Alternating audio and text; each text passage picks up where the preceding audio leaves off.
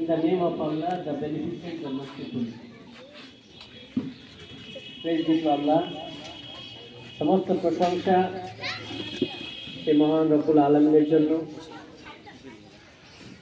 উপস্থিত সকলকে Islamic reading অন্তরের অন্তঃস্থল থেকে জানাই আসসালামু আলাইকুম ওয়া রাহমাতুল্লাহি ওয়া বারাকাতুহু। মঞ্চে উপবিষ্ট আমার শিক্ষক, শ্রীমানি হাই মাদ্রাসার প্রাক্তন শিক্ষক, ইনি এলাকার একজন বিশিষ্ট শিক্ষাবিদ এবং আমাদেরকে যে পথের দিশা দেখিয়েছেন।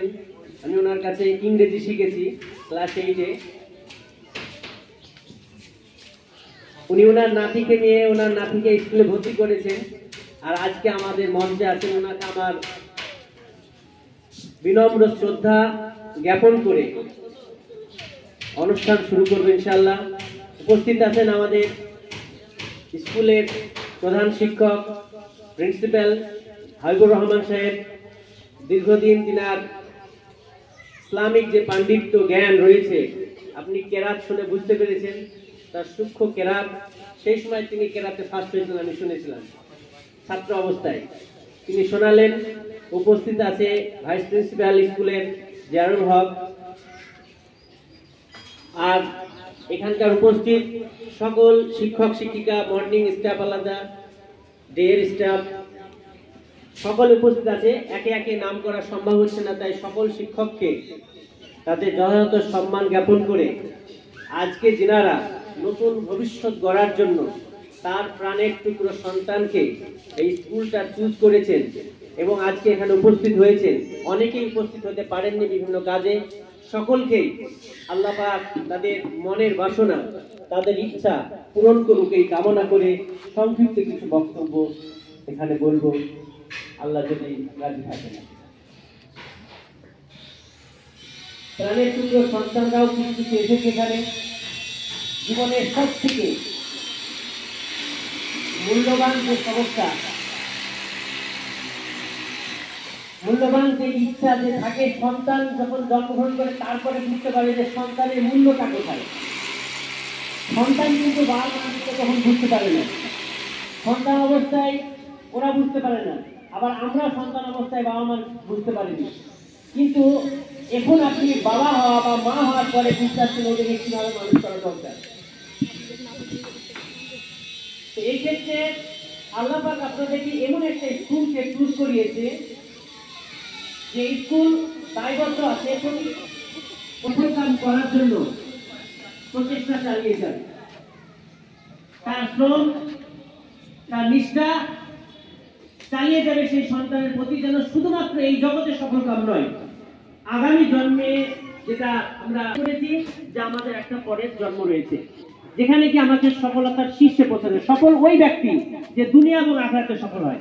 দুনিয়াতে অনেক টাকার মালিক রয়েছে, কিন্তু আখিরাতে সে সফল নয়, তাহলে তাকে সফলতা বলা যায় না, তার পরিপূর্ণ সফলতা হয়নি। কিন্তু তো সেই সফলতার দিকে আমরা এগাতে চাই, যে সফলতা দুনিয়া এবং আখিরাতে তাকে সফলতা কাম করবে, সফল এনে দেবে, সফলতা এনে দেবে। সেই রাস্তায় আমি ছাত্র ছাত্রীদেরকে নিয়ে যাওয়ার জন্য আমরা শিক্ষকরা প্রতিজ্ঞাবদ্ধ এবং আমরা প্রতিশ্রুতিবদ্ধ।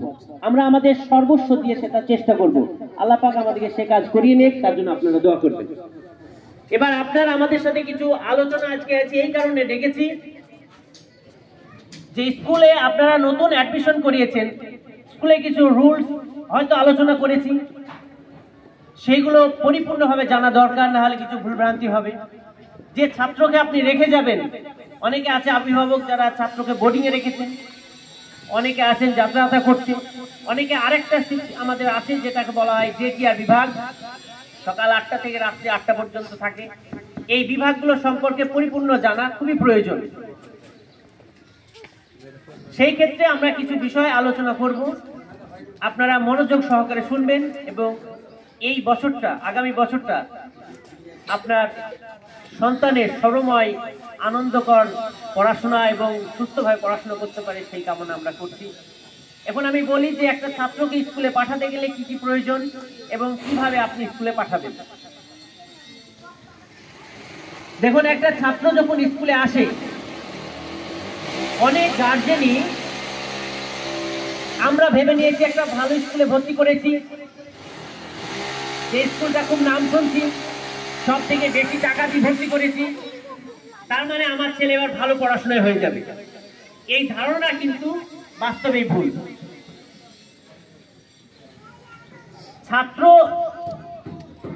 উন্নতি করতে গেলে সব থেকে বেশি ভূমিকা পালন করে যিনি, তিনি হচ্ছেন তার মা, মানে অভিভাবক অভিভাবিকা। তারপরে ছাত্রর নিজস্ব মেধা, তারপরে শিক্ষক, তারপরে সেই শিক্ষকের মানে শিক্ষক দ্বারা চালিত যে সিলেবাস রয়েছে, পড়াশোনার যে পরিকাঠামো রয়েছে, যে যে সাবজেক্ট আপনি পড়াচ্ছেন সেটা, তারপরে হচ্ছে বিদ্যালয়, সেই বিদ্যালয়ের পরিকাঠামো। এতগুলো বিষয় যদি পরিপূর্ণতা পায়, সুস্থ থাকে, তবেই একটা ছাত্রের পূর্ণ বিকাশ সম্ভব। শুধুমাত্র শিক্ষককে দিয়ে একটা ছাত্রের পূর্ণ বিকাশ সম্ভব নয়। সেজন্য আমি এটা সাধারণত 5টা বিষয়ে ভাগ করেছি। তাহলে এই 5টা বিষয়ের মধ্যে আপনি একজন নিজে পড়ছেন আর আপনার সন্তান পড়ছে, দুটো দায়িত্ব আপনার। এই দুটো মিলে আমি পার্সেন্টেজ করেছি 20 নাম্বার করে আছে। আপনি গার্জেন হিসেবে যদি সচেতনতা হন, তাহলে 20 নাম্বার পার্সেন্ট আপনি পাবেন। আর ছাত্র নিজে যদি মেধা হয় বা তার পড়ার ইচ্ছা থাকে, তাহলে 20 পাবে, 40 হলো। শিক্ষক যদি যথাযথ পড়ায়, সে পাবে 20। আর সিলেবাস যদি যথাযথ থাকে, সে পাবে 20, 80 হলো।